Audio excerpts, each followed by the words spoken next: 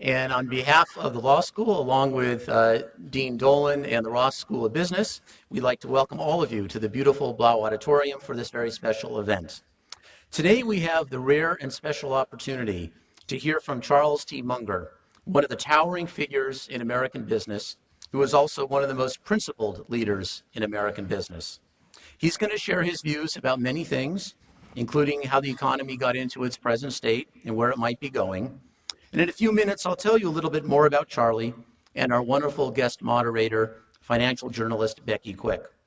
But first, I would like to introduce President Mary Sue Coleman, who has led the university since being appointed its 13th president in 2002. President Coleman, as you know, has launched several major initiatives that will have a lasting impact both on current and future generations of students, for the intellectual life of the campus, and even for society at large. These include the interdisciplinary richness of the university, student residential life, the economic vitality of the region, ethics in society, and important reforms concerning the delivery of healthcare. Under her leadership, the university conducted the most successful fundraising campaign ever for a public university. She is a national spokeswoman on the educational value of diverse perspectives in the classroom and has held many impactful leadership positions in higher education. A biochemist with a distinguished research career, Mary Sue Coleman is a fellow of the prestigious American Association for the Advancement of Science and the American Academy of Arts and Sciences. Please welcome President Mary Sue Coleman.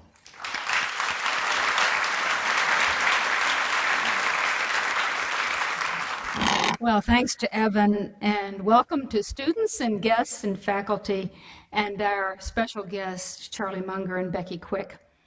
I really appreciate the opportunity to share a few thoughts with you because I've had the privilege to work with both Charlie and Becky. Many years ago, Charlie was a student here at Michigan. He studied mathematics. Much has happened in those days before World War II. And today, in recent years, we have reconnected. I am so pleased that for both Charlie and for our students, particularly our law students, that he has taken an interest in the University of Michigan. Through his work, his advice, his resources, he has enhanced the beauty and the function of our law quadrangle with a gift that brought about new lighting. And as Charlie says, there are not many donors who would fund a lighting project. But Charlie saw what light can do, both aesthetically and intellectually, when you're engaged in academic pursuits. Light brings clarity, and Charlie Munger is one of the clearest, sharpest thinkers of our time. He relies on evidence and data, and he uses them to make extremely astute decisions. He is legendary in the investment world. Many of you have seen a book that he has co-authored with Peter Kaufman, his friend, Poor Charlie's Almanac, which is now in its 3rd edition, The Wit and Wisdom of Charles T. Munger. And if you haven't read it, I suggest you go look at it. It's filled with gems about insights into the business world and in life, and it is a wonderful, wonderful volume. I'm so pleased that he is with us today to share his most valuable of commodities, advice. Becky Quick has the task of managing this afternoon's conversation. A year ago at this time, I had the pleasure of taking part in a Council on Competitiveness panel discussion on energy that Becky moderated, and I got to know what great insight she has. As we know from her work in television and CNBC, she is smart, she's always well prepared, and I anticipate a lively conversation. Welcome again to all to the University of Michigan. Evan?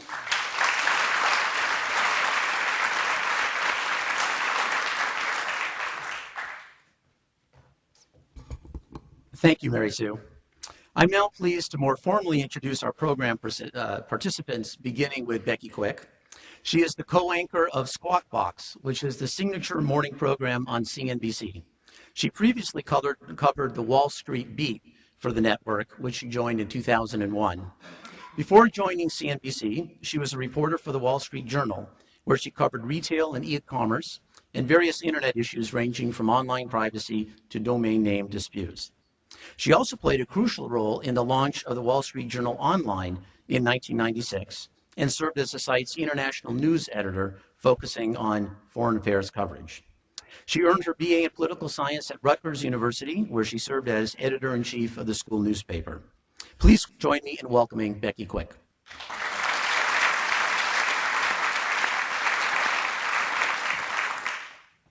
And our special guest today is Charles Munger, who for more than 3 decades has been the vice chairman of Berkshire Hathaway, the diversified investment company chaired by Warren Buffett.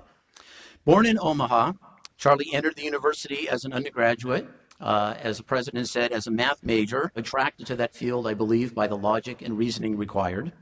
At Michigan, he took a science class in which he encountered physics, and ever since then, he has held physics-like problem solving in the highest regard. He left the university to serve in the Army Air Corps in World War II, and after military service earned a degree from the Harvard Law School, magna cum laude, and then went to California to practice law. In 1962, he co-founded the firm that is now known as Munger, Tolles & Olson. During this time, he became a serious investor, first running a successful investment partnership of his own, and then joining forces with Warren Buffett. The success of Berkshire Hathaway is well known. But behind the headlines are the values by which Charlie has conducted his own professional life: patience, hard work, and rational thinking. In short, the principles of his personal hero, Benjamin Franklin. And like Franklin, Charlie has sought to use his own self-made resources for the good of others and has had many long-standing charitable involvements in education, healthcare, and the arts. As President Coleman indicated, we at the law school are extraordinarily grateful to Charlie for his $3 million gift that allowed us to transform the lighting in the public areas of the building, most notably the outstanding reading room. Another interest that Charlie shares with Benjamin Franklin is that of lifelong learning. He reads several books a week. He remains passionate about learning, teaching, and always problem solving. I suspect that if you're looking for the secret of Charlie's success, you might find it right there: an ongoing quest for knowledge and wisdom that remains central to his life. And I might add that one of Charlie's favorite quotes applies to himself as well. Ability will get you to the top, but it takes character to keep you there. Please give a warm Michigan welcome to our great friend as well as a great character, Charlie Munger.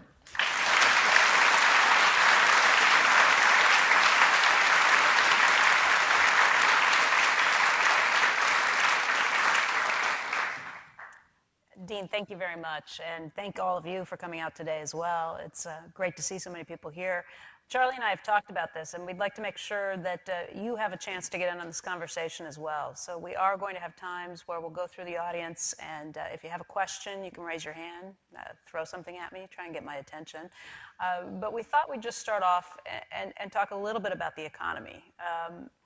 Obviously, it's a very difficult economy to try and gauge, but Charlie, you've got a very good perspective as the vice chairman of Berkshire with so many different companies. What would you say that your best guess is right now when it comes to the economy? Well, let me start with a qualification. Warren and I have not made our way in life by making successful macroeconomic predictions and betting on our conclusions. Our system is to swim as competently as we can, and sometimes the tide will be with us, and sometimes it will be against us. But by and large, we don't much bother with trying to predict the tides because we plan to play the game for a long time. I recommend to all of you exactly the same attitude. It's kind of a snare and a delusion to outguess macroeconomic cycles. Very few people do it successfully, and some of them do it by accident. When the game is that tough, why not adopt the other system of swimming as competently as you can and figuring that over a long life you'll have your share of good tides and bad tides. And so, with that qualification, of course, everybody has some ideas on the economy. But I want you to understand that these ideas do not have the credibility of anybody who's successfully made macroeconomic predictions. In other words, they may not be worth very much. But I will be surprised if employment bounces back with the wonderful speed that it did after previous economic disappointments of the one we've been through.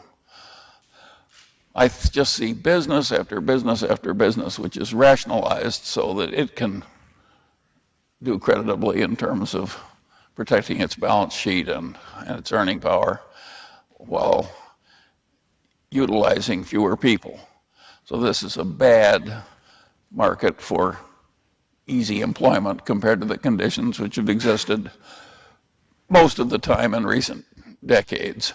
And some of you are going out into a bad market. My attitude toward that is very simple. I think you should all just say, so what? There are good tides and there are bad tides. I have a long way to go. And we know from the example of other people that if you constantly stand well by your own generation and cope with competency and grace with whatever life deals you and just keep doing it, your share of the honors and emoluments of the civilization in due time are very likely to come if you deserve the emoluments. And of course, that's the other advice. The best way to get what you want in life is to deserve what you want. How could it be otherwise? It's not crazy enough so that the world is looking for a lot of undeserving people to reward.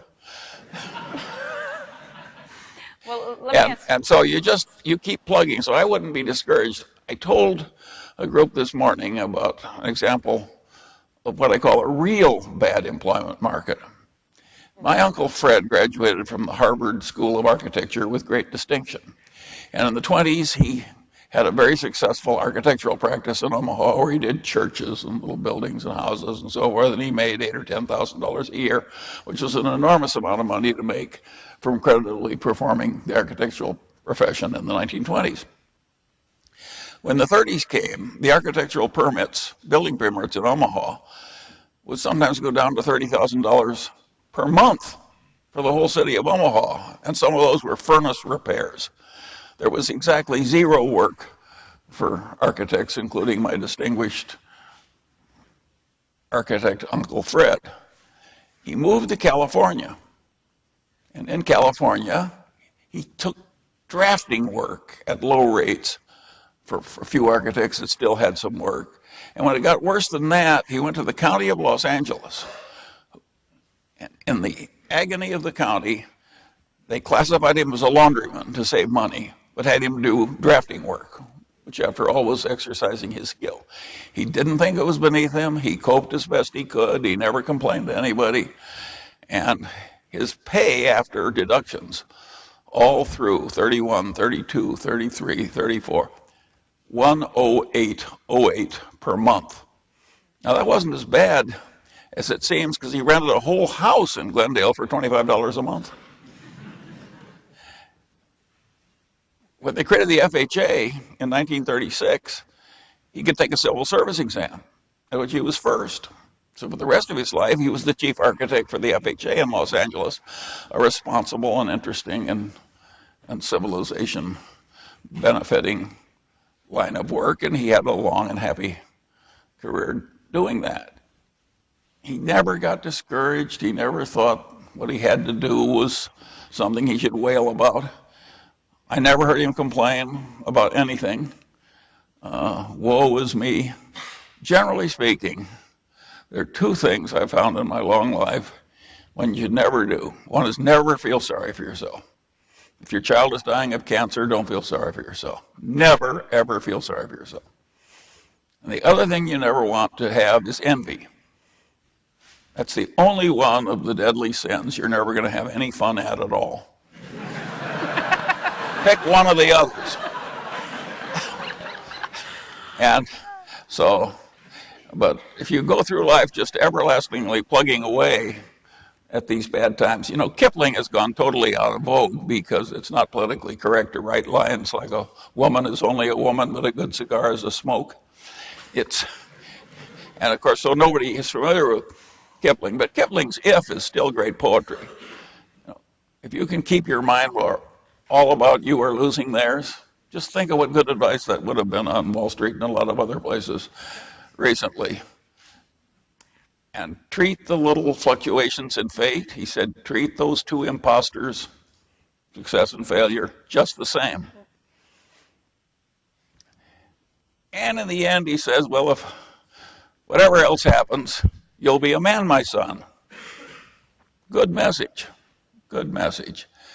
I mean, why not take these opportunities, these hardships and so forth, to make a man of yourself, or a person of yourself, to use the modern lingo. And so I know how you should cope with whatever the difficulties are of the present day. Just keep your head down and do your best. And do. Some of the people who had the best careers in my age cohort and the age cohort just before mine were the ones who had the worst clobbering in the 30s, because they were there when the great boom came. If you just kept plugging, why, the favorable tide came in due course. Well, so much for current passing troubles economically. I do think that the job market is likely to be fairly lousy for a long time, and I do think that the worst of our troubles in certain markets are not over. Which markets do you think? Well, I think the universities that thought they were making successful investments in timber because they were all buying the same groves are still in from some disappointment. And I think that the worst in a lot of real estate ventures is still ahead of us. And so I think there's plenty of pain out there still to come. That doesn't mean we won't pass through. It just means that there's plenty of unpleasantness still ahead. Do you think that the job market is as difficult or is going to be as difficult now as it was back in the 30s? How do we put this on some? No, it's nowhere near as bad as it was in the 30s. This is hog heaven compared to the 30s. That was unbelievable. I lived in the 30s. We didn't have this social safety net. You know what people did in the 30s? What? They moved into one another's houses. That's what families were for. It was a Confucian system. My grandfather cut his house in half and moved one of my uncles in. And my other grandfather saved his son-in-law's bank using a third of the only good assets he had on earth. And it was just pain and trouble and without a family system. It was difficult. But the people who plugged well and just kept going eventually did fine. And so, but I think there's still plenty of trouble ahead. Why I don't think it matters if you're going to live a long life. Yeah. But why It may be an advantage to have some trouble. Why do you think that the job market's going to remain lousy for some time to come? Is it just that there's not demand that's built up? Is it that companies have downsized, they can see they can get by with less? Well, Tom Friedman said it's like the car that has to run across 300 miles of hot desert and it doesn't have a spare tire. We've kind of used all the standard tricks that it's safe to use, and now we still got the damn desert to go across and we don't have the spare tire. So of course it's working. But why fret too much about what you can't fix? Just keep your head down and do your best. You know, a lot of the students that are in this room could be here from the business school, and there's a real sense around the country at this point that Wall Street is a bad place. There was a column today in the New York Times that Andrew Ross Sorkin wrote where he sat down with Oliver Stone, who's got his new movie coming out, Wall Street 2, and he said, you know, I don't think Wall Street's an evil place, maybe Goldman Sachs. But he does think that there are some serious bad guys who populate Wall Street. What do you think about that? Well, if you're in a miasma of competition, and to use the word that is so popular, greed, and you attract very competitive people, and they're thrown into this miasma, of course there's going to be more regrettable behavior than you might find in a monastery or at least than we thought we might find in monasteries before we understood them better. And so of course Wall Street is going to have more regrettable behavior. And Lord Acton had this law that you all taught, that power corrupts and absolute power tends to corrupt absolutely. Well, the Munger version of that is that easy money corrupts, and really easy money tends to corrupt absolutely. And I don't think it was good for Wall Street that they had this absolute torrent of really easy money when idiots and knaves were making a fortune selling shoddy mortgages with ridiculous theories. And it was very regrettable behavior.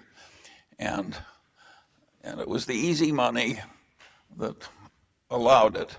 And of course, the adults who could have fixed it, like the accountants, who had ridiculous standards, without which a lot of the bad behavior wouldn't have worked. The accountants utterly failed us. And by the way, there's practically no sign of any intelligent reversal of that failure of that profession. I have yet to meet many accountants who are the least bit ashamed for their contribution to our recent troubles, but it was immense. Imagine when Enron comes down to the SEC and says, we want to write a little contract with A and a little contract with B and take all the profit we're going to make from these complicated contracts over the next 20 years into earnings immediately and put an asset on our balance sheet of $28 million from signing 2 pieces of paper. And the SEC, led by wonderful accountants that had studied in great places, why, of course you should have that kind of accounting. What the hell were they thinking? How could anybody have any respectable understanding of human nature without realizing that the kind of people who are going to be tempted by that accounting were not going to be able to resist the temptations? It was disgusting. And they're not ashamed yet. So How many people have you heard lately talk about how ashamed our accountants ought to be at our recent troubles? Nobody's blaming them. They assume it's like addition. It isn't like addition. The system of accounting for the bad debts of banks is carefully set up so at the top of every boom, the bad debt rate goes to 0. Who but a nutcase would have that kind of an accounting system? I mean, I'm not making this as a joke. This is not a parody. These are the accepted accounting principles of your nation. Why do you think that has not been the focus? And do you think FinReg and Basel III are a joke? Well, partly the establishment accountants want to please the people who are writing the checks. And partly the academic accountants get full of people who overdosed on mathematics, and they want everything to be in balance. And they don't think that that really isn't rational in creating rules for a human behavioral system. They're too mathematical and not rational enough in dealing with their fellow humans. You can't give the average Wall Street CEO really lenient standards of accounting and expect the figures to be good. The accountant is like the referee in soccer. The accountant has to be the adult that prevents the mayhem. The accountants don't want to be the adults because it causes liability, it causes responsibility, it's difficulty. They have to be good at things they're not sure they know. There are a lot of reasons why they shrink from it. But it's their duty under God, and they failed us terribly. That makes it we sound like lost the referee. That makes it sound like those CEOs are inherently bad people, that they won't follow the rules themselves unless there's someone there with a stick to beat them back in line. Well, I do think the CEO culture is likely to promote people who are very competitive and very driven and very aggressive at accomplishing what they want to do. And that means if the guy down the street is doing something that enables him to report more, they want to be like the guy down the street. They can't help themselves. They're that competitive. I don't believe in being that competitive. I believe it's part of human merit to know, like Kipling, you don't lose your head when everybody else is losing theirs. If somebody else makes a lot of money or reports a lot of money, let them. You know, I, it's this envy thing. It's pernicious, and it has caused a huge problem and a huge danger for our republic to have all these people competing to report phony earnings. Do you think they were really earning this money from this mortgage trading? Look at the write-offs. Are you really earning money when you put something on your balance sheet that really isn't there? When you reach for it, will fade away like mist? What the hell kind of a system is that?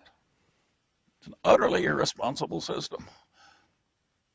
You can't blame the miscreants as much as you can the adults whose duty it was to prevent the miscreancy. Somebody said you can't blame the tiger for behaving like a tiger. You got to have a gamekeeper. Does that mean we should also look at Washington and the regulators? Well, if you think the accountants behave poorly, Washington set a new record. I have a rule for politics, which has served me well in making predictions, and that I quit claim to you. The politicians are never so bad you don't live to want them back. So all of the drama that we've watched unfold over the last 2 years, all of Washington's attempts to try and figure out what happened and to prevent it from happening again, you think it's all been for naught? No. What we have is way better than nothing. In particular, if you take the rules, which most people in my political party object to, for making the commercial banks behave a little better in dealing with fiscaholics who can't really handle things like checking accounts. I think that the changes that have been made are all to the good. And my only objection to Elizabeth Warren, who is not in my political party, is that she isn't tough enough. Why do you think that is something you feel but your party doesn't? Why do you think your party doesn't agree with you on this? Well, I think all politicians tend to behave badly under the peculiar pressures of their trade. So I think they've chosen a profession where it's hard to behave well. If it's hard to behave well and you're in a miasma of wrong incentives, so you get a lot of bad behavior. I think we're lucky the system has worked as well as it has. In my state, we have a thoroughly gerrymandered legislature. So if you have to be an extreme nut on the right or an extreme nut on the left, or you're not allowed in the legislature. And there are 10 sane people that creep in every decade. At the end of the decade, the right and the left agree and throw them out. And this is the biggest state and the biggest country. This is a very, very regrettable set of circumstances. How well are you going to behave in that kind of a system? You get so you hate the other people in your chamber. You need this ever-growing tide of money. You can't really tell the truth as it is because you'll offend various people that are important to you. It's a miracle it ever worked as well as it did. I suppose it's better than absolute despotism, but sometimes it's a little close. Did you see the news today that Cuba said it will be laying off about 500,000 people from the government jobs there and pushing them back into the private sector? Is this an admission that maybe despotism doesn't work either? Oh, well, no, we're way better than Cuba. Yeah. I mean, talk about dysfunction. In East Germany, where the best 5 million people left, because they were allowed to and because the conditions are so bad, and the remainder were put under communist police state for 60 years. I always say about that will even ruin Germans, which it did. And if the system's bad enough, it will ruin the people in it. And two things work beautifully to ruin an aggregation of people. All the best people leave. That's a sure source of huge failure. Then you have the remainder under a total crazy bunch of people, like, say, the nutcase that runs North Korea. And, of course, that'll ruin anybody. I mean, have you seen those pictures of North Korea at night? It's dark. They have starvation. In the year of our Lord 2010, they have people starving in the dark. That's what communism will do for you if you work at it hard enough under a despot. Why don't we talk a little bit about some solutions? There is a huge push right now to try and figure out how to fix the economy and, more importantly, how to fix the job market. The president has unveiled his plans over the last week in terms of some tax cuts that he's put out, some incentives. Do you think those are the right plans? Well, again, I'm sort of against my own party. I think my taxes are a little too low. And I don't think we needed the last round of tax cuts, nor do I think that hedge fund operators deserve to pay lower taxes than taxi drivers as a percentage of income. I think when you're that crazy, it's serious. And so, no, I'm not wild about the taxes. In terms of the jobs, of course, you remember I lived through the 30s, and I was a very observant boy and young man. And I found it very interesting to see how that economy, which had 25% unemployment for a long, long, long time, and real underemployment. I mean, the architect doing drafting work, classified as a laundryman, he was a fortunate one. And I watched that thing be pulled out by this accidental Keynesianism of World War II. And it was a very interesting thing to watch. But there we had a spare tire. We had centuries of reputable financial behavior on which to draw. We could print money, we could do whatever we damn pleased to solve the problem. Now we've used those weapons so aggressively that it's dangerous to keep using them in ever increasing amounts. And of course, that's what makes me afraid. If you ask what I would do if I were the benevolent despot of the United States, I would have the biggest infrastructure program you ever saw to go to power from renewable sources. And by that I don't mean corn. That was one of the most asinine ideas in the history of the world, is to use corn for motor fuel. I mean, you can argue that the people that come up with that kind of stuff don't deserve hardly to be at the table at all. But the idea of rapidly going to the sun, basically, and creating a vast infrastructure that will do it is a thoroughly sound idea. And we now know how to do everything that we need to know how to do. And I think the country would get behind it if people had the sense to concentrate on something large and important and sensible. I think you could have gotten the country behind such a vast program. And I think not only we need the stimulus, I think we're going to need the whole infrastructure to use all this renewable power. So I think we had a chance to turn our lemon into lemonade, and we still have it. And so, but if I were running the world, boy, would we be playing that card hard. And the people who weep about oil and gas, one of the interesting things about oil and gas is that the entire growth rate of China, which has been utterly remarkable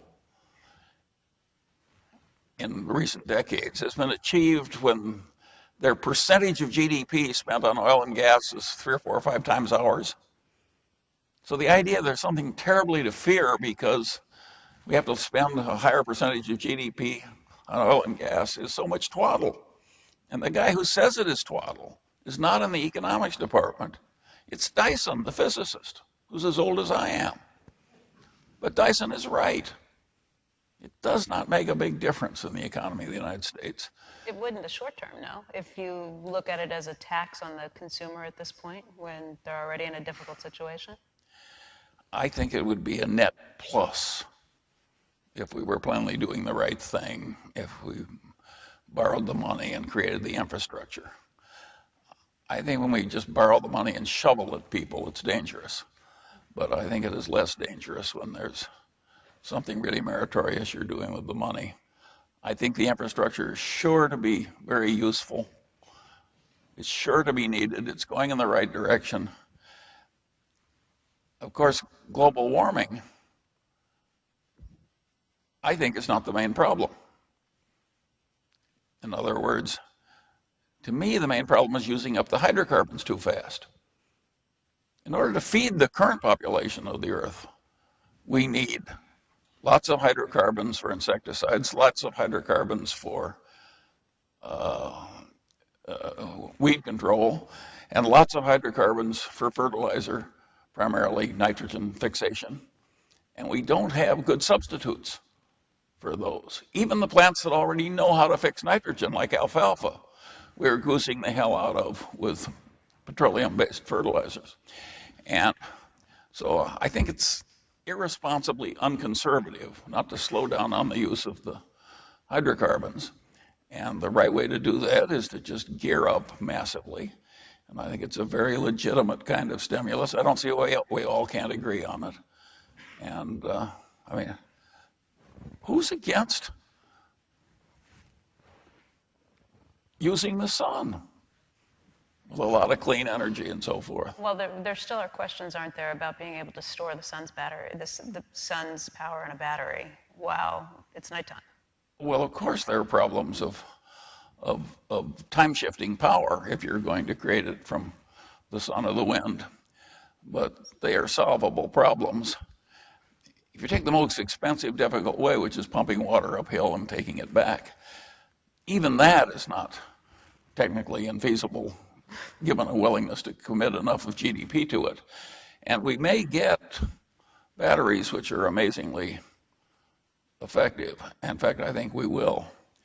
I think the big lithium battery, we do not go to the big lithium battery because lithium is such a light element, number 3 in the periodic scale.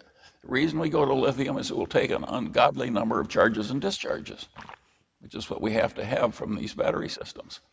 And lithium is better than that, better at that than any other thing we know of. So I think all this stuff is, in a sense, the long-term picture is the best it's ever been. Because the main technical problem of mankind, you know, whether it's 9 billion or 12 billion or whatever it's going to be, is energy. With energy, there's no shortage of water. As we sit here, sometimes Israel goes 6 months using half of their water comes from the Mediterranean. With enough energy, there's never any shortage of water. And we are looking at a technical solution to the main problem of mankind, which is this energy problem. And the cost of it, considering our need, is not that great. And so, well, I'm getting way away from, but you can see at least what I would do, and I don't know why everybody doesn't agree with me.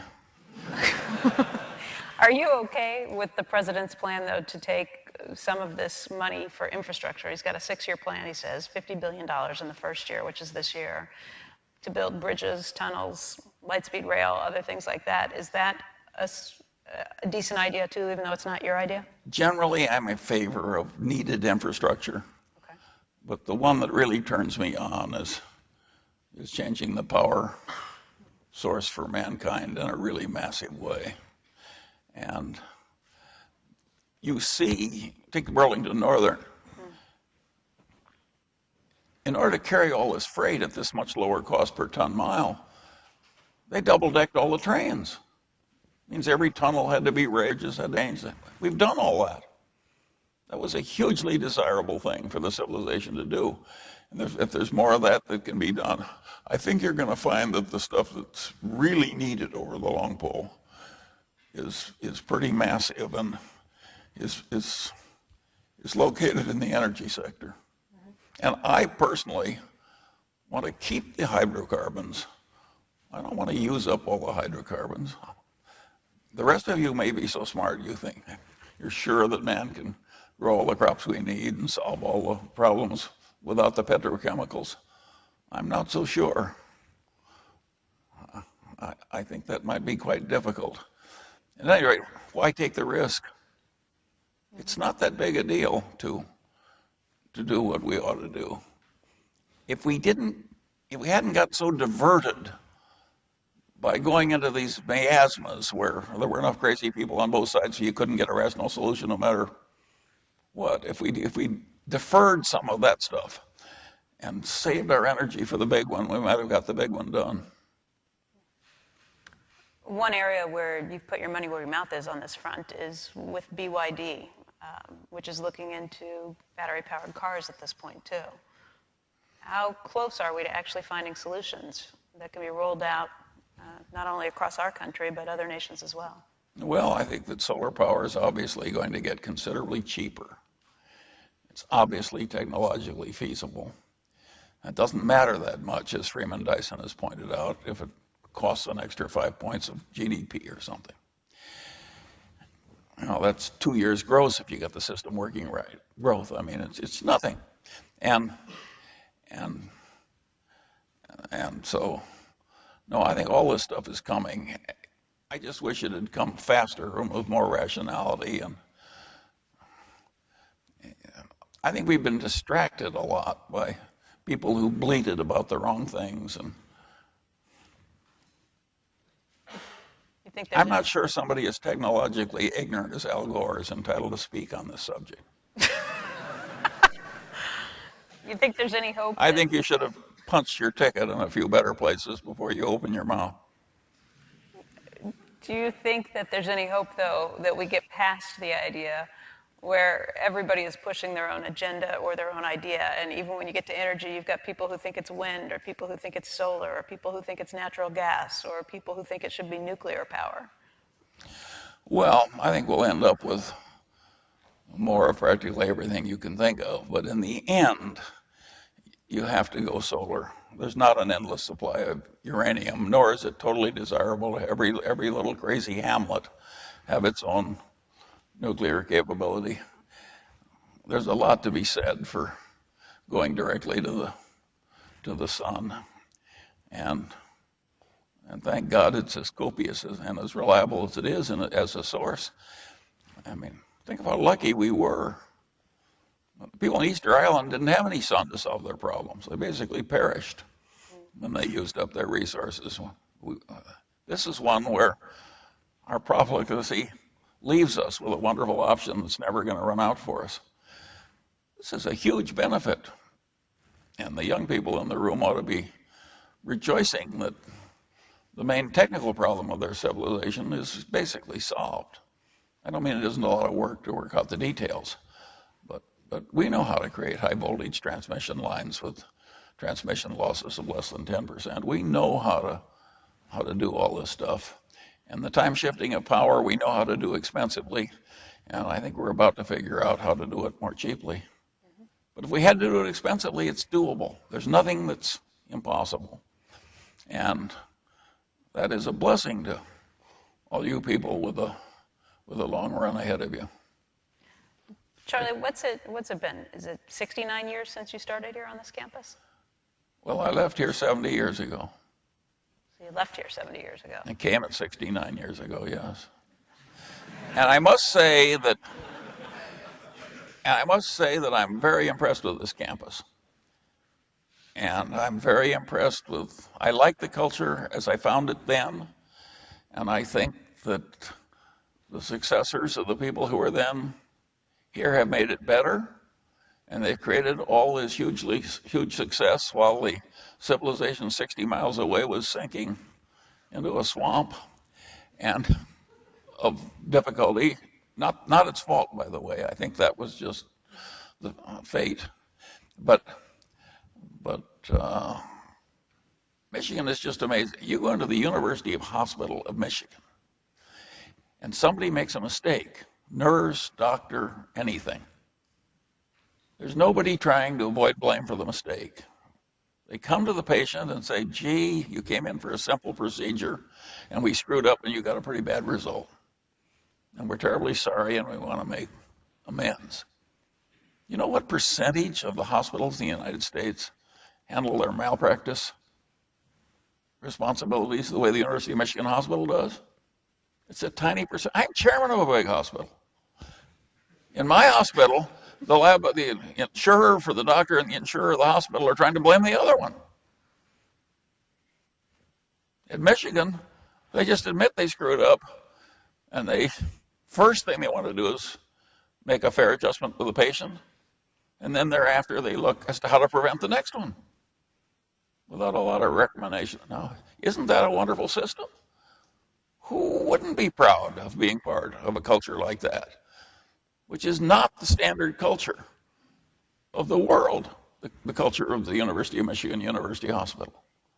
So there's a lot that's good here, and so I feel very good about coming back, particularly after I've just visited Wall Street or some other place which is different.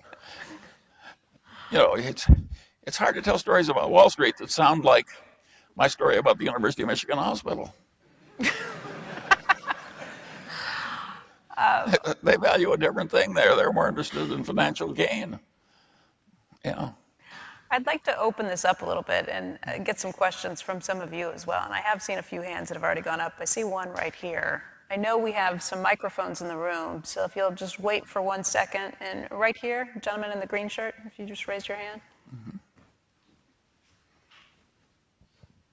Charlie, a lot of the problems that we've been discussing so far, from Wall Street to these bigger long-term energy initiatives and politics even, are rooted in the fact that our country's set up on a short-term incentive system.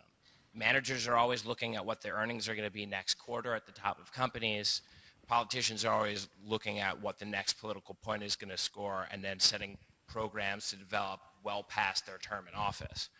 How do you propose to get past that and to shift our system from these short-term incentives and planning to a more long-term perspective, not just in our focus, but in how we act as well? Well, of course we have a terrible problem with these very short-term incentives. And if you combine short-term incentives with very little moral reticence, of course you have a problem. And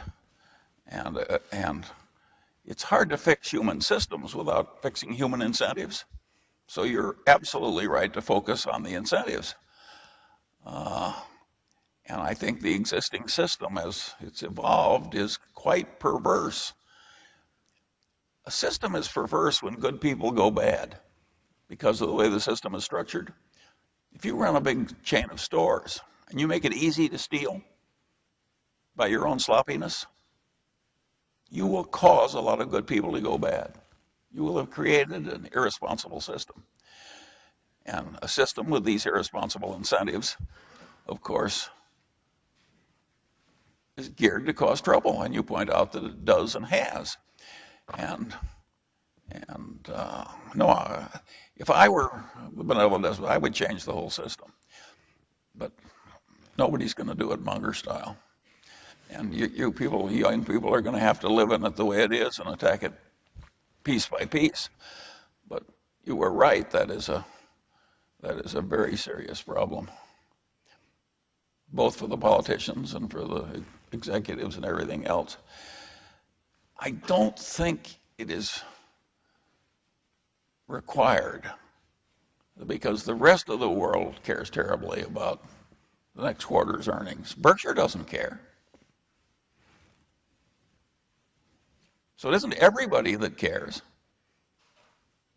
Now you can say we carefully structured our system and our lives so that we didn't have to be under crazy incentives. I do not trust myself well enough, and I behave better than most, to have a lot of perverse incentives on myself to do bad things. Much better to set yourself up so that the temptations are low. And so, yes, we should structure the system differently. I don't think it works at all to pay the directors a lot of money and write a big long thing like Sarbanes-Oxley. The more you pay the directors, the more they'll pay the CEO. The ordinary rules of social psychology require that result. And at Berkshire, you pay directors nothing? Practically nothing, right? Because we don't like the culture. So it's our quiet form of rebellion. We say, we've examined your procedures and everybody's out of step but Charlie. It's like the old story about the man who's out in the freeway and the wife looks and she says, "Oh my God," and she calls him on the cell phone and she says, "Oh, it's terrible. There's a car going the wrong way on the freeway." And the guy answers, "A car?" He says, "There are thousands of them." Well, at any rate, everybody's out of step with Charlie. But I think we should change all these incentives.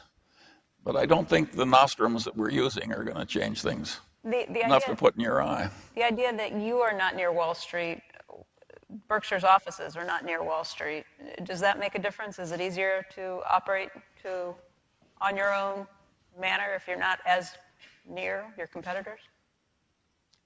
Well, we like to think that being Middle Western boys, we had a better culture, but that may be a conceit.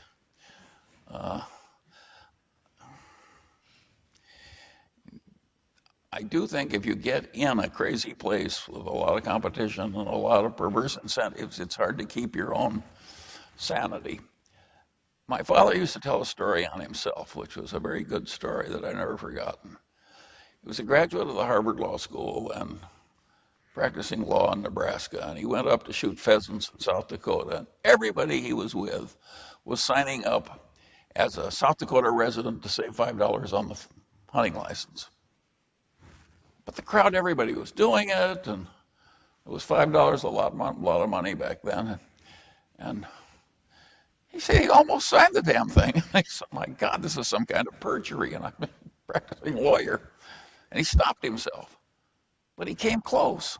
So when the culture starts to go wrong, we're all susceptible to be dragged along. And therefore, it's a very good habit in life to develop what Kipling, to keep your head when all about you are losing theirs. It's not, I've been doing it all my life. Everybody's wrong but Charlie. It's caused me some trouble. But it's also created a lot of huge advantage. And it's not that bad averaged out. And the trouble you avoid, think of the people that went along with Enron and committed suicide and got disgraced. And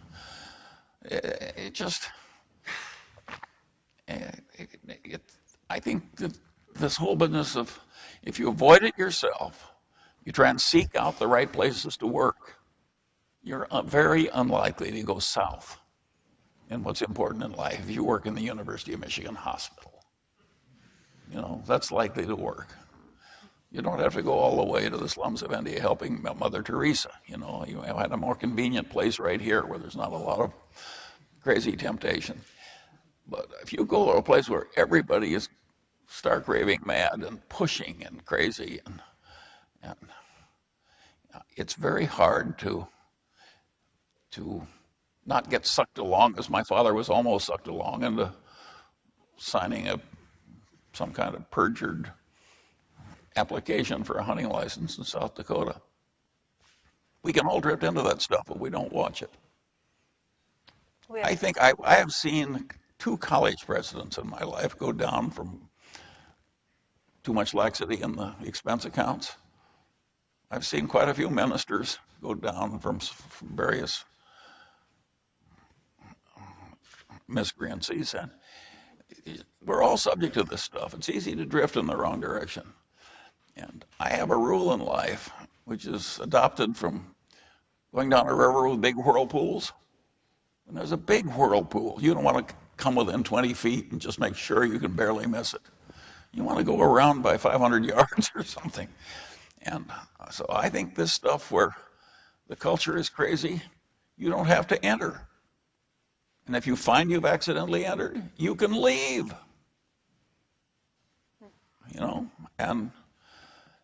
But even better than that, if you're shrewd, you can see where the culture is not going to tempt you, where you're working with people you admire and the values are sound and it's fun to do. And by and large, you can worm your way into that place. And I will give you a tip as to how to do that.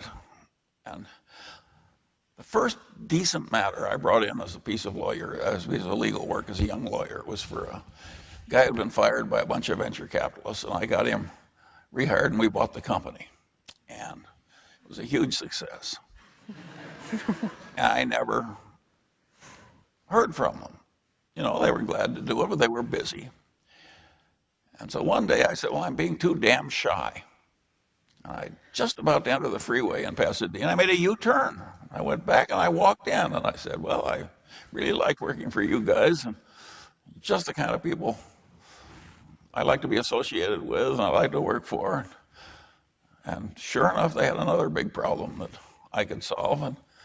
But if you figure out the people you really want to be with and work for, and you tell them so and why, it is likely to cause a favorable result. Anyway. Do we have other questions as well? I see a hand right here. What happened to the accounting profession and what can be done For those sitting in the back of the room, the question is, what happened to the accounting profession and what can be done to try and fix it? Well, partly they sold out. Partly they legitimately fear the liabilities that would come if they had to make more difficult judgments. It's a very, very difficult problem. You know, it could be done by changing laws and rules very easily. And it would cause an enormous upheaval in America, which would be hugely to the plus. 99% of the troubles that threaten our civilization come from too optimistic accounting. And yet these damn accountants with their desire for mathematical purity want to devote exactly as much attention to accounting that's too pessimistic as they devote to accounting that's too optimistic, which is crazy. Way more than 99% of the problem is from being too optimistic. And therefore, we should have a system where the accounting is way more conservative, and where an accountant at the SEC, when Skilling came in with his crazy scheme for mark-to-market accounting, I don't call it mark-to-market, I call it mark-to-myth. And that accounting was blessed by an accounting firm which perished and deserved to. And so, but that's another subject. That's something I'll be 87 years old in January, you know, if I make it, and you're going to have to fix the accounting. I'm like Moses, I'm pointing the way, and you guys, yeah, you guys have to do the fixing. Yeah. I see a question right here. Yeah. There's a microphone right behind you. Much easier.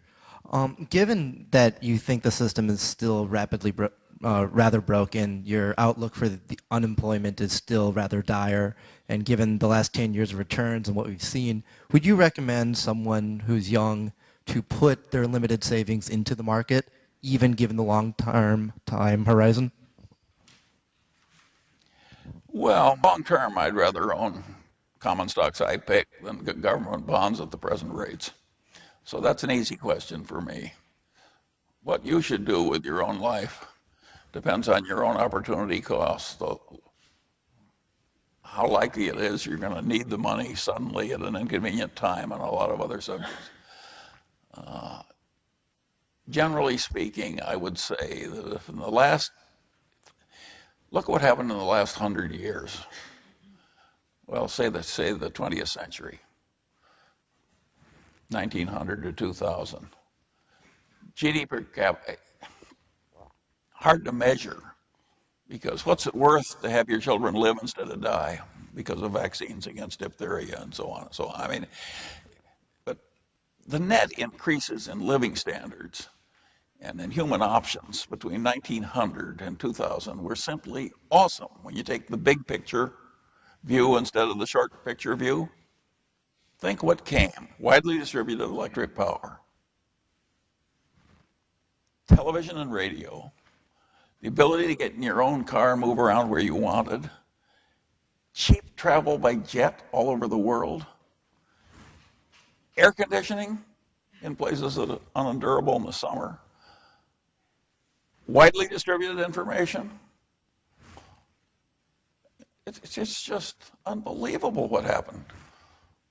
In no previous 100 years did anything remotely comparable.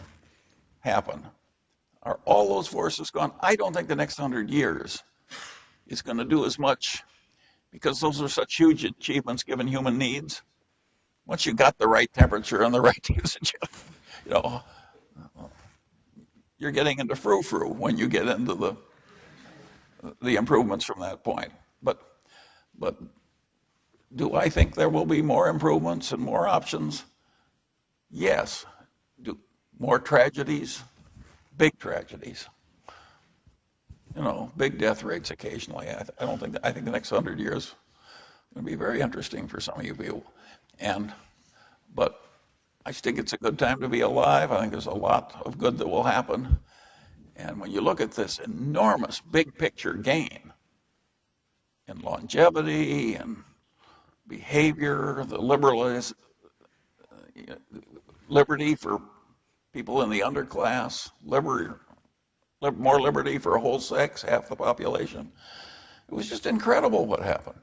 So I think that to look back on that in a big picture way and be terribly discouraged is to sort of underestimate your species and your civilization. Even suppose there's a 25% death rate. It'll be a big deal if it affects you or your family, but apart from that, why, the Black Death was good for the survivors. No. In other words, I don't think it's a time to be at all discouraged. Yeah.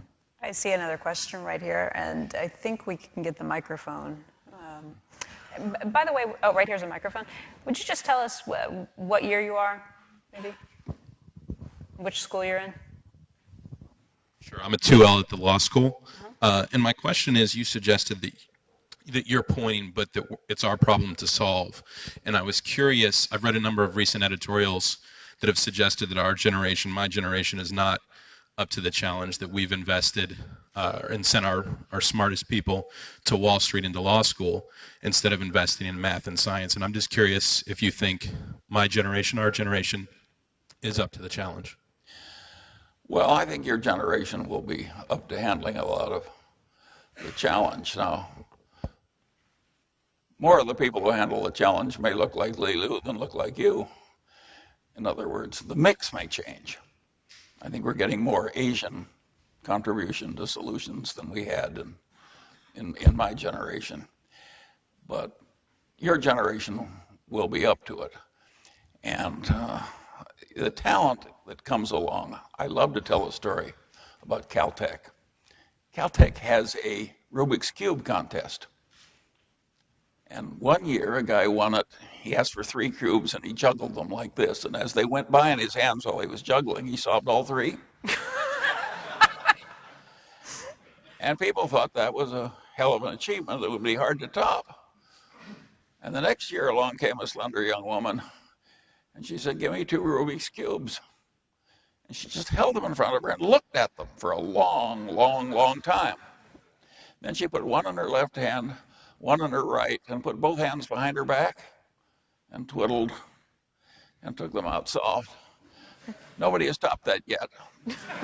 So there's a lot of competition in your generation, but it's only gone that far. If you can handle that much, why? Do we have other questions? I see hands. How about right here? And again, if you can just tell us your year and what school you're in. I'm a BBA sophomore. And Charlie, you have talked about high tides and low tides in the very beginning. And we're now in the low tides, and the government and the Fed have used, well, their weapons really aggressively. So what would prevent us from getting into a stagnation that Japan faced in the last 10, 15 years? And would it be a good idea to not to hold stocks, but to hold more gold or other commodities? And what do you think about that? Thanks. Well, what I think is I can't follow it. So there was a little echo or something. Oh, he was asking about, you mentioned the high tide, the low tide. Where are we right now? Would it be a better idea to jump into equities at this point, or something like gold, which, by the way, hit a record high today? Oh, I don't have the slightest interest in gold. And I like working on understanding what works and what doesn't in human systems. to me, that's not optional. That's a moral obligation. If you're capable of understanding the world, you have a moral obligation to become rational. And I don't see how you become rational hoarding gold. Even if it works, you're a jerk. So I advise you to get concerned with equities. Let me rephrase the first part of my question. Would the United States follow the path of Japan in the last 10 or 15 years with a long term of almost zero economic growth? Well, the answer to that is, of course we could. It's like the man said about baptism. I believe in it because I've seen it done. Japan has proved that an advanced nation can have a long period of utter stasis following a bust. Now, are we going to be like Japan? Or are we going to do better? I think we're going to do better. But I don't think if we have trouble, I don't think we'll handle it as well as Japan. Japan is a very courteous, submissive, amazing place. If they were going to have a long period of stasis, you could hardly find people who would handle it better if you selected over the whole earth. They have the right behavioral ethos to. Here, I think we'd have a lot more tension if we had a long period of no growth at all. And so I hope we aren't in for that. But if we did have it, in the big scheme of things, is that a tragedy? At the current living standards of the United States, would it be a tragedy if we held level for a considerable period? Well, by the big time scale of human tragedy, that is not way worse threatens. But yes, could that happen? Of course it could happen. It did happen. And remember, Japan paid every fiscal trick known to man and every Keynesian trick known to man. And when it was all sudden, they got 20 years of stasis. Now it's a different place, different system. We're different. It doesn't mean you can, but is it conceivable? Of course it's conceivable. It's conceivable because it happened. All right, other questions? How about we go here and then here? Right here in the front row first.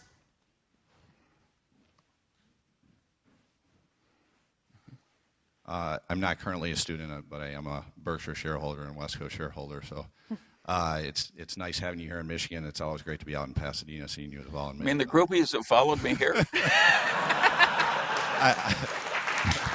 I thought it was kind of an old group. My question, as it relates to the economy and as it relates to some of the issues, longer-term issues, we obviously have significant pension liabilities and significant healthcare liabilities, but more so to the pension liabilities. How do we go about trying to fix them? And how, given how underfunded a lot of municipalities are, how do we even come close? Well, of course, it's a terrible problem. And of course, there was some deep moral and behavioral failure. Those plans were abused by various manipulative tricks where people got very unfairly high pensions. And of course, that's what human nature does. You make it easy to steal, people will steal. And that's what it amounts to when somebody gets $600,000 a year from some poor community full of Latinos with low employment. A man in those circumstances is stealing. We don't call it stealing because he hires lawyers, but he's stealing. And of course that's a big problem, and it happens all over. And of course the unfunded liabilities.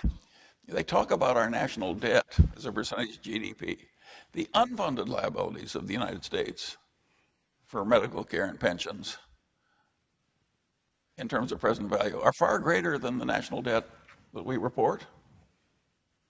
So if we get into a Japan-type situation with no growth, we're in for a hell of a lot of social tensions. But isn't that wonderful for you young people? You get all these interesting problems to live through. But of course it's a serious problem. I personally would not touch Social Security in terms of its present promises. I think net that's been a credit to our civilization. And it's worked with low administrative costs and low fraud, and it's given a lot of people their main dignity in old age. And I think as long as we're as rich as we are, we should find a way to afford it. And I don't think the world comes to an end if we end up supporting Social Security promises with a value-added tax. Personally, I don't expect to live to see a value-added tax because I'm so old. But I think it's a very desirable tax. It subsidizes exports, which of course we need with a big balance of payments deficit. And that's the one legitimate way that's permissible to subsidize exports, is to have a value-added tax which exempts export. That's what everybody else has. We have a disadvantage now in terms of trade because of not having a value-added tax. It's a regressive tax, though, and you said you wouldn't mind if your taxes were higher. Well, I don't know how regressive it is if you use more of, if you're a low-income person, you probably use more of your earnings. You're forced to spend more of your earnings to take care of yourself. No, but there can be exemptions and credits and so forth, or maybe the low-income people pay only the value-added tax and the other people pay a value-added tax plus an income tax. But there's some different way of organizing the tax system. And so I don't think in a modern democratic civilization that it's feasible to do a lot to tweak Social Security way the hell down. I don't think anybody's going to stand for it, and I don't think it would be a good idea. Would you be okay if they slowly, if they gradually and slowly raise the retirement age? Would that be okay?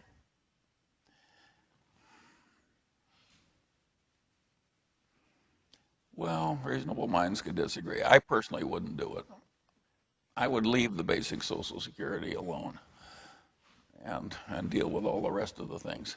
We got so much trouble in all the rest, and it's so large, and the unfunded promises are so great, and there's so much misbehavior that to take on the political ill will from tinkering with some guy who's only got 3 years to live anyway and take away $30 a month, I just don't want to do it. To me, it's a stupid allocation of goodwill and time. And no, I would save my effort for what really matters. And of course, we're going to have to tackle the unfunded promises, and I think we're going to have to change our system of taxation. Basically, I lived through the period of 90% income taxes and the crooked, lying tax shelter salesmen and all. I hated it. We do not want that back. I think a 50% tax, if a guy's a busy surgeon, is plenty for the man to pay. I don't care how much he's making. So I think the existing income tax rates are pretty close to right when you put the state and federal taxes together. On earned income, I do think that we went way too far in favoring people who manage hedge funds. I mean, the idea that, and by the way, they don't just get a 15% tax. They play tricks with foreign, they have all kinds. The tax of our successful one-income class is really trivial, and I don't see any reason why it should be tolerated. I think it's unfair, and the man who said, are you dissatisfied to have all these math and science people going into derivative trading? Of course I'm disappointed. I have a letter I just got this week. The guy has all these advanced degrees in computer science and math and so forth. He works for a hedge fund, and he has 300 million long and 300 million short. He's allowed to deviate between size of the total long and short position by no more than 2%. I think he has to have 300 stocks on each side or something. And he's using computer algorithms, sort of devised by code-breaking skills. And for 6 years, he has made money without knowing a damn thing about the companies or relating any to what happens in capitalism. But he's a brilliant man.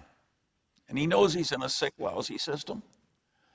So he writes me this letter. He says, I'm in this sick, lousy system, and this is what I do. He says, what I want you to know, I only bought one stock, and it's BYD, and I'm glad you bought it too. He says, isn't it wonderful what we're doing together? Well, that's my kind of a fruitcake. If he's, at least he regrets what he's doing, which he should. But is it bad for our civilization to have this particular man doing that when he's capable of figuring out which company is likely to contribute to the civilization and handling real high-tech problems like BYD? Of course, it's a huge misuse of talent. And if I were running the world, I would pass laws that would get all those people either selling apples on the street or doing something more productive. We had another question right here. I told you. The microphone is over here right now. Sorry. Thanks. I think it's turned off. First, I'd like to say thank you for coming here. My name is Anita, and I'm a second-year MBA student. I'm part of a student-run social venture fund, and I'm interested to hear your thoughts on impact investing.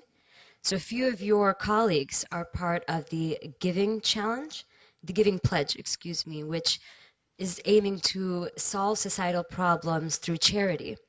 On the other hand, there are those who are investing in these issues of energy, education, and healthcare through investments that expect a financial and a social return. What are your thoughts on these type of investment activities? Well, that hasn't been my particular pathway. Generally speaking, I believe Costco does more for civilization than the Rockefeller Foundation. I think it's a better place. So you get a bunch of very intelligent people sitting around trying to do good. I immediately get kind of suspicious and squirm in my seat. So that may be a prejudice of mine, which isn't quite fair, but I've seen so much good in the world by people who really created better systems. And I've seen so much folly and stupidity on the part of our major philanthropic groups, including the World Bank, that I really have more confidence in building up the more capitalistic ventures like Costco. That may be just a crotchet of mine, and you may be right that your way is better. On the other hand, if I'm right and you're as promising as I think you are, I think you'll end up like me.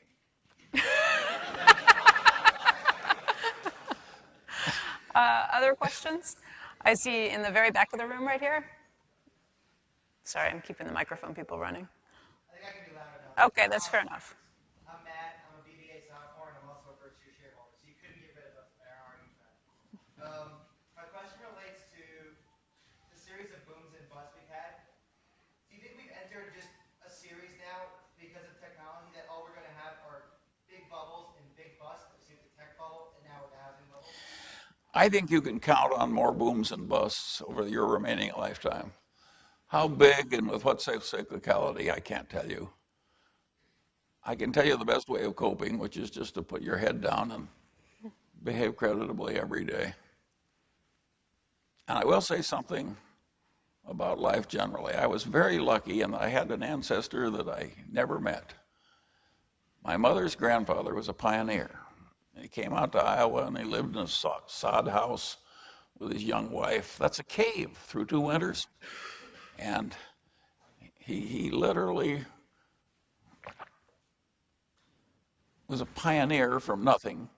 And he rose finally to where he controlled the leading bank in the town and was a very reputable citizen and a very charitable man. He joined Andrew Carnegie and gave the town library to Algona. My grandfather made him do it, my great-grandmother. He never would have done it by himself. And he made him put his giant tarpon in the library as part of the gift. So always amused me to go by that library and see this giant tarpon. So the eccentrics come naturally in my family. But at any rate, having wrested this success from hardship and danger and trouble, and he was a captain in the Black Hawk Wars. I mean, he was literally a soldier and part of this. he had this theory looking back at his long life with this unusual success. And he owned a bunch of farms at the end that he leased to Germans. But you couldn't lose money leasing a farm to a German in Iowa. Naturally, he was successful. But what he said over and over again to his grandchildren, including my mother, was the real opportunities that come to you are few. It's a very fortunate life that is just bathed in opportunity all the way. Most people just get a few times when they can make a huge difference by seizing a huge activity. And he said, when you find one, my dear grandchildren, and you can clearly recognize it, he says, seize it boldly and don't do it small. And my mother, who wasn't interested in finance, but liked to talk the family, she liked to transmit the family quirks. But of course, this guy was my soulmate. The great-grandfather I never knew.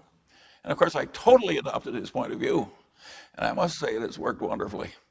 And so I quit claim my great-grandfather Ingham's rule to you. Assume that your really major opportunities in life are going to be few.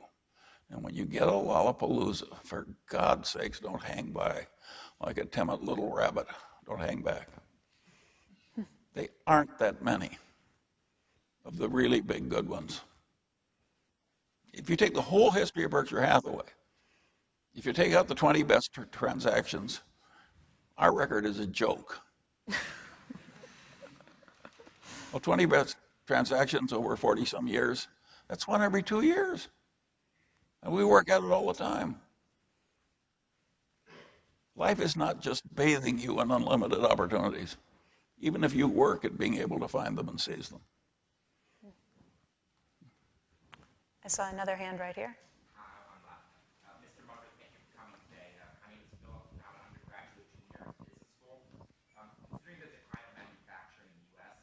as production shifts to markets with lower cost of manufacturing, how can our country refit our education system, maintain our competitive advantage in the global economy in terms of intellectual capital, and providing value-added services such as technology and healthcare?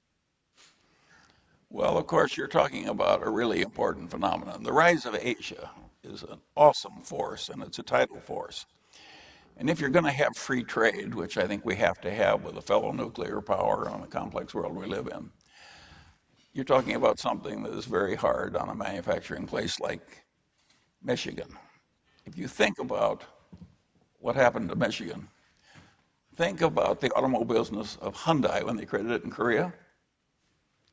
For the first many years of Hyundai's manufacturing in competition with Michigan, the workers who were all Korean, and for some weird reason, were better on average than American workers, whether it's the Confucian ethos or their poverty or whatever it was, these were very reliable workers. And the terms of their engagement was as follows. Come into our factory, you work 84 hours a week. There is no overtime. You just keep doing it and doing it and doing it and doing it. Well, of course that's going to be hard on a guy that's manufacturing a competitive product. And just when the Koreans started to get rich, 1.3 billion Chinese, and I don't know how many there are in Vietnam, tens of millions. Oh, and they're all doing it. This is a tidal force. It's seriously disruptive. I don't see what we do about it. In terms of changing the educational system, I live in California. In objective standards, it's better than ever. But the faces are way more Asian in percentage than I see here. The Berkeley Engineering School, I think, is more than 75% Asian. I mean, it is just amazing how California is rising on the backs of these talented Asians. I am chairman of a big hospital, a bad location. It's a losing hand. I played the hand on purpose because I played so many winning hands. I thought I owed it to wear one hair, I owed it to civilization to carry one hair shirt and keep it on no matter how much it hurt. And I must say it's worked perfectly. But Good Samaritan Hospital is still standing. and still reputable, and there's much that's good at it. But I look down the faces that are doing it, and the guy who's doing all the programming of the gamma knife, which is very complicated physics, he's a PhD in physics from China. And there's Dr. Ho from Harvard and Dr. Chung. It's just boomity, boomity, boomity, boom. And I've got a sea of Asian faces. So California's not going down. These Asian faces are going to help us stem the tide, in other words. So, and I see a lot of Asian faces in this room. And so, don't you have Toyota here in Michigan? And you're getting some of it too, but not like California. But I just think you're in for a rapid change of the world where the Asians get way more important and we become less important. And somebody says to me, don't you worry about the competition for the Mungers? And I said, no. If the Mungers can't handle the Asian competition, let them lose. I don't feel I'm here in life to guarantee the Mungers win against the Asians. I like the meritocracy. It's particularly when there's so much achievement. You know, when I was young, everybody that shoved a camera in my face, it was German. Well, this morning they were shoving cameras in my face. They're all Japanese. They earned the right to shove those cameras in my face. It wasn't easy to displace those Germans. It wasn't like the Germans weren't good at it. So I welcome all this stuff. But I do think you're going to have to adjust to a world where this tidal force in manufacturing, with this cheap labor and this vast, easy adaptability to modern capitalism that exists in Asia, just keeps rising as a tidal force. And I think you have to get used to it. And wherever you turn around, you're going to find it looks more like the Good Samaritan Hospital, where more of the faces that are rising are Asians. I welcome it. I know how much better my hospital works with all these Asian faces. And what the hell do I care whether the guy's name is Wilson or Chung? You know, I like all these Asians. And when I go down to that hospital, 8:30 I'll sometimes go down to the guy who's programming the gamma knife for the next day, my Chinese physicist. There he is, 8:30 in the evening. He comes in early in the morning. And a gamma knife is a very hard thing to correctly program. So I'm all for this change, but I do think all of us face it, and we just better get used to it. And I think part of enjoying life is to just see it like it is, and face it like it is, and adapt to the reality as it is, whether you like it or not. And the reality as it is that Michigan is not going to dominate the world in autos the way it once did. The baton has been passed. Athens is never again going to be the leader of all civilization, nor is Rome, nor is London. The baton passes. The iron rule of life in an historical sense is that if you're lucky enough to be in a leadership position, eventually you have to pass the baton. That's the rule of human systems. Biologically, we all have to die, and as successful systems, we eventually have to pass the baton. Those are the rules. And if you don't like them, you're on the wrong earth. Yeah. Could I ask someone what time it is? Because I didn't wear a watch. Okay, we have more time for questions. So why don't we go ahead? I have seen some more hands up, and I see people up here, and I'm sorry, I've been ignoring At the Berkshire, upper we deck. always excuse the people who can't stand anymore or have pressing other engagements. And then we leave the groupies. And, you know, I'd still be in Omaha answering questions if I let them run my timetable. I see a question up here from the upper deck. Yeah, my name's John Putt. I'm a faculty member at the law school and also a shareholder at VU.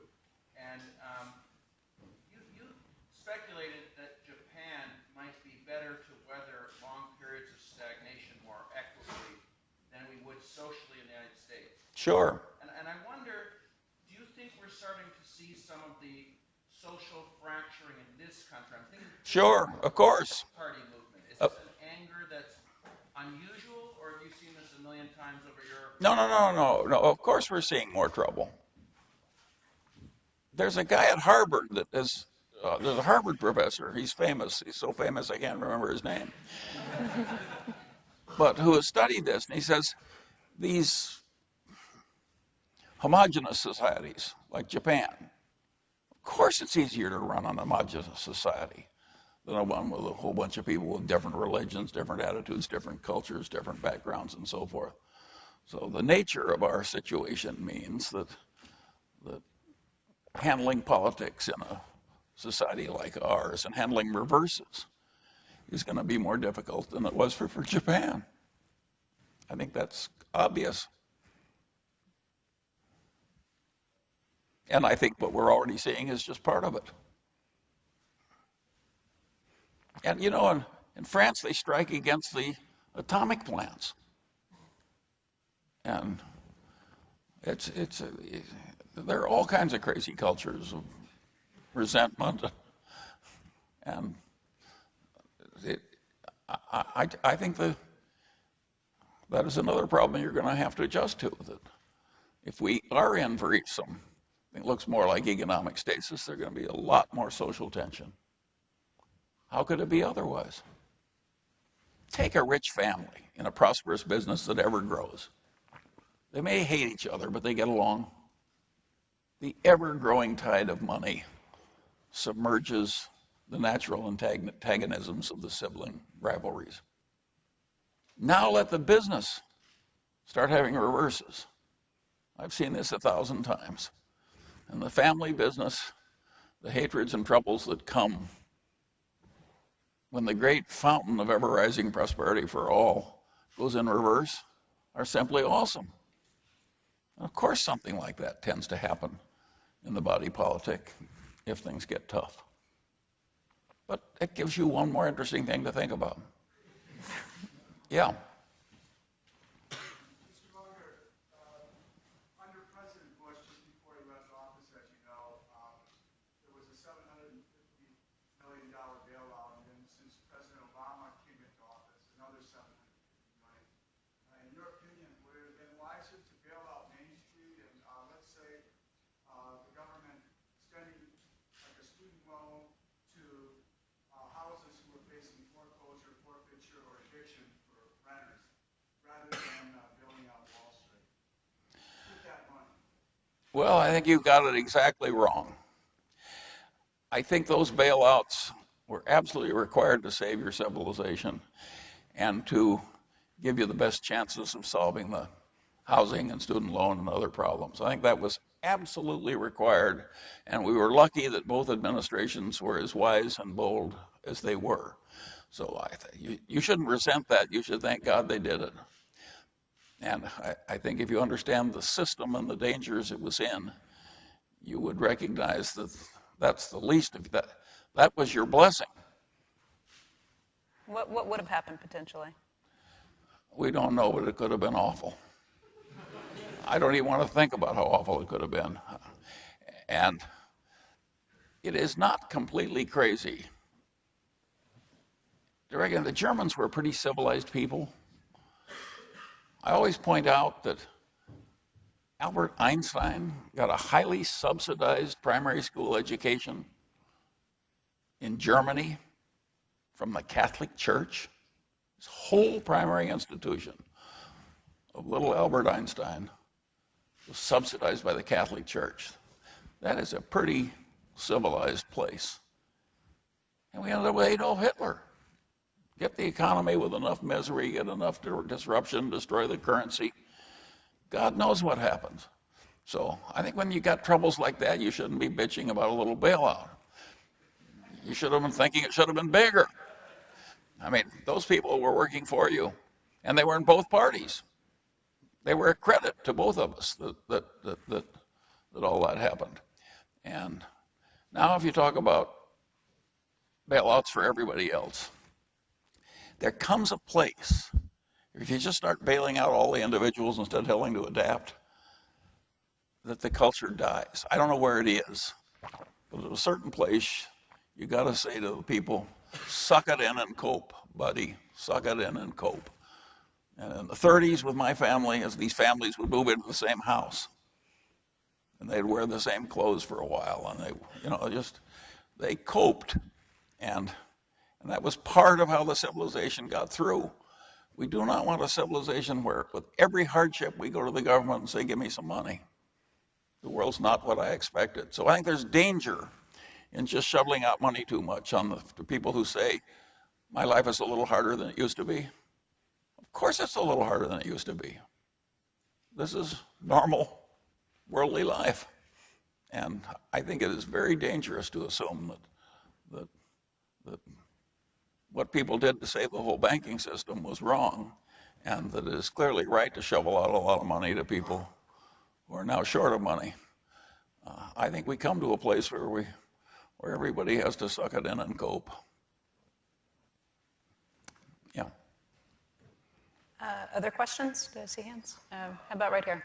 Earlier today, you advocated large infrastructure projects essentially funded by the deficit, which is already fairly high as a percentage of GDP. I'm wondering, at what point does it become more of a Ponzi scheme and less of a borrowing money from people? Because they have to be paid. Is it a Ponzi scheme when Holland, which 30% of which is below sea level, creates a gigantic public work that creates 30% of the arable land and supports the whole civilization? Are people going to think less of Holland as a credit when they're borrowing money to prevent the North Sea from inundating Holland? I don't think so. I think if we're just shoveling the money at people, people will think we're a bunch of jerks, like Greece. And that is dangerous, because partly you need credibility in the world. But if we're issuing a lot of IOUs to do something any fool can see is highly desirable to do, and we're doing it through competent and honorable people, I think we're way safer. I think how you're spending the money matters greatly. I think reputation matters greatly. And I'm quite confident that the United States reputation would stand a major use of credit to do something everybody recognized as a wise course of action competently done. And so I think the danger is shoveling out money to people who say they need it without limit. And the other thing is safe, and the other thing will solve hugely important problems. I don't know why everybody doesn't think the way I do. To me, it's obvious. I see a question in the back right here.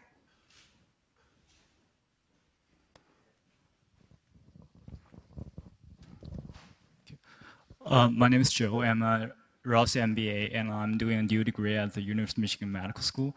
So I'd be glad to know what you think about the future direction of the healthcare sector in the United States and in some Asian countries like China. Thank you. Well, of course, China's spending a tiny percentage of GDP on healthcare, and we're spending a high percentage.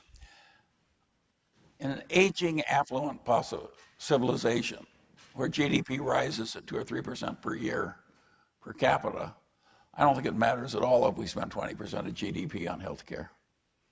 I don't think it matters that much if 20% of the healthcare is no damn good that we're buying. You know, like Botox for women for whom intervention is hopeless. and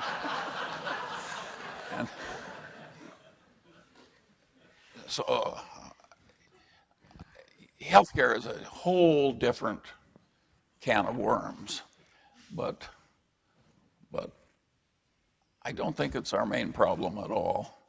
And I think it is quite natural in our particular civilization to have a fair amount spent on healthcare. If you live to be as old as I am, I'm surrounded by people where their joints hurt so much the pain is unendurable. They're like the Tin Woodman. One hip, one knee, one knee. You know, I got a big infection, 30 days in the hospital. This is expensive. But if that's the way the civilization wants to spend the money, I don't consider it a crazy choice. And so I am not, we do have a crazy system for healthcare, and there are perverse incentives. There's many a hospital in this country where the doctors are fishing the people out of nursing homes and bringing them into the hospital so they can walk by the bed and bill the government $45 a day. And if they've got 10 patients in the hospital, that's $450. And the fact that they're using up resources which patients, which could be improved by the services, aren't being able to get. In my hospital, I have a little list, and so does the hospital. And those jerks are on their way out, and they should be. And so there's a lot of abuse in healthcare, and one of the ways you fix it is so the people who have the power, they exercise it to prevent the abuse. A lot of places you have get live in a hospital. Just nobody really wants to criticize anybody. That's a huge mistake. It's a huge mistake. In our leading academic hospitals, I'm sure this isn't happening at Michigan, but I have a friend whose daughter is head of infectious diseases in some medical school hospital, great hospital. And of course, the doctors there are fishing the people out of the nursing homes and bringing them in so they can walk by the beds and bill. And they're bringing in these terrible infections. And that takes a lot of treatment and a lot of walks by the bed and so on and so on. And of course, the parents of this particular doctor recognize that she's sort of risking her life going through medical school because of the abuse of the system by some of the doctors in a hospital where nobody is stopping the abuse. You know, it's like Burke said, for evil to triumph in the world, all that is necessary is that good men do nothing. But all over America, some people are intervening to stop some of these abuses. And you have to identify them, you have to rationalize, and you have to be willing to take the ill will. I have a friend, this is another wonderful story on human nature, chief of the medical staff, Southern California Hospital, and a bunch of non-board certified anesthesiologists who came out of,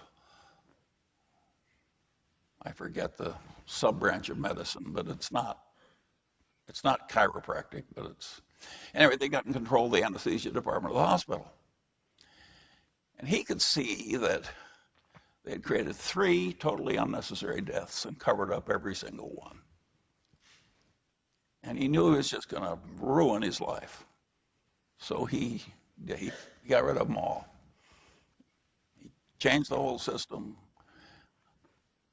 He ruined families. He ruined incomes. He cleaned house.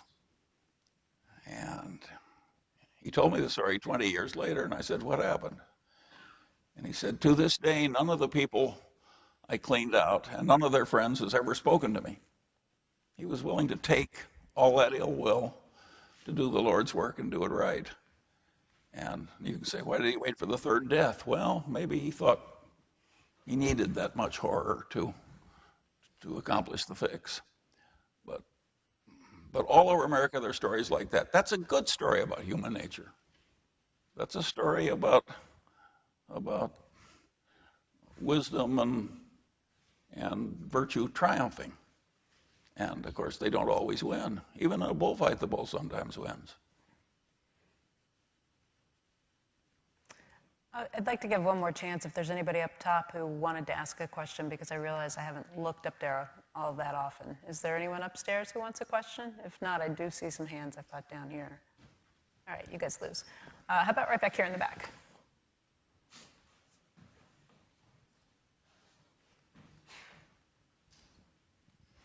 Hi, I'm a second-year student at the law school, so thanks for the lights. And I'd like to follow up a question by a 2L sitting over there. It was posed earlier. I have also sometimes felt, oh, why did I go to law school? Why didn't I study science? You know, had that liberal arts regret. But in a more positive sense, since we're still young and optimistic, I think we have questions about what useful role we can play as well. And so I'm wondering, the legal profession as a whole, specifically directed to kind of our group of soon-to-be new attorneys, any ideas for how to change the legal profession for the better to avoid crises like the recent one, or just to make it a better system? Well, the legal profession has always been a way up for people who know they don't want to grind through the problem sets of science for 6 years, or who don't like the sight of blood. And so, welcome to the club. Takes one to know one. And it's always been a profession that allowed a certain amount of flexibility. You can start in the legal profession and you can go in a lot of different kinds of activity within it, and you can leave the legal profession and go into something else. And that's what's going to happen to your class too. The legal profession has been bifurcated in America in a very peculiar way now. The ordinary little lawyer in a small town makes $60,000 a year doing divorces and collections and minor wills and so forth. That's a pretty demanding, difficult way to make a living. And the lawyers in the really big, powerful firms were willing to work 70 or 80 hours a week for 9 years and punch their ticket and rise to become partners. And then when you get to be a partner, you get to keep doing it. That's your reward. You get to keep doing it. And those people make a lot of money. Are there abuses in a culture that gets that money mad about billing hours? Of course there are. I see bankruptcy cases that remind me of a bunch of hyenas going at a carcass on the plains of Africa. It doesn't look to me like a learned profession at all. It looks to me like hyenas at work. And so there's lots wrong with the legal profession, but there's lots right with it. And there's enormous opportunities within it to live a very constructive life and to make a good living in a reputable fashion, and to have various options to leave if that's what you desire to do.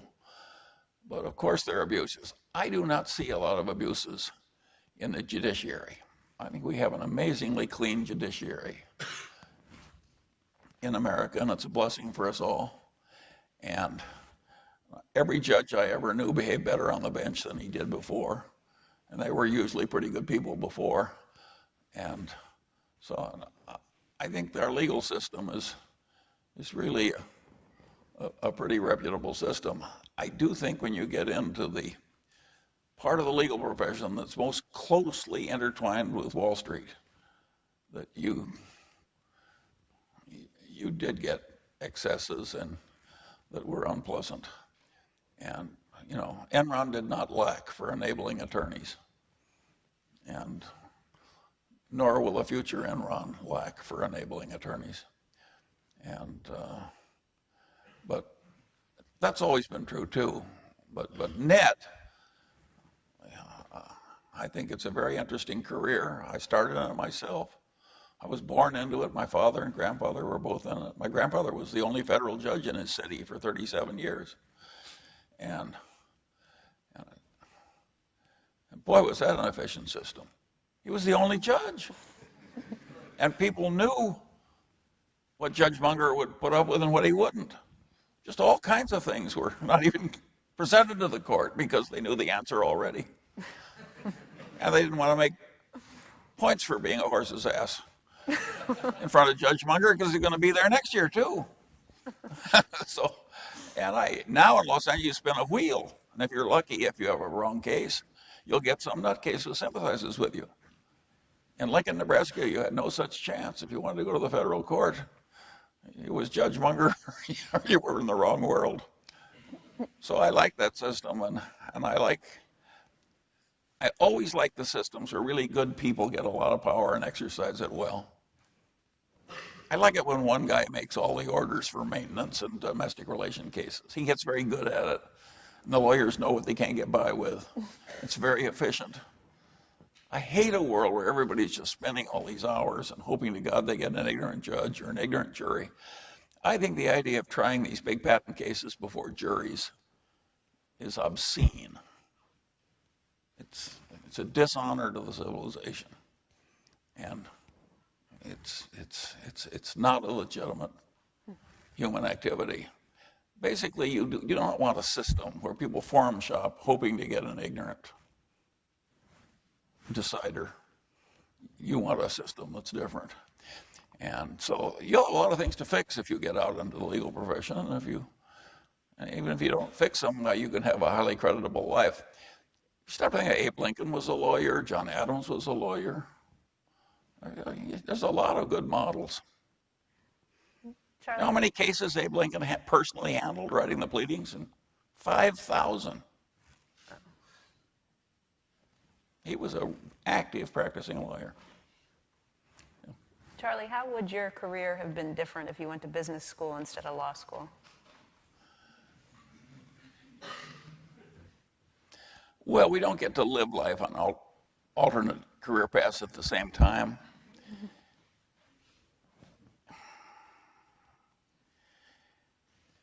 And obviously, if I drifted into my present line of work at a younger age, I'd have more money now. But so what? I always say they'll say when I die, how much did Charlie leave? And the answer will be, I believe he left it all.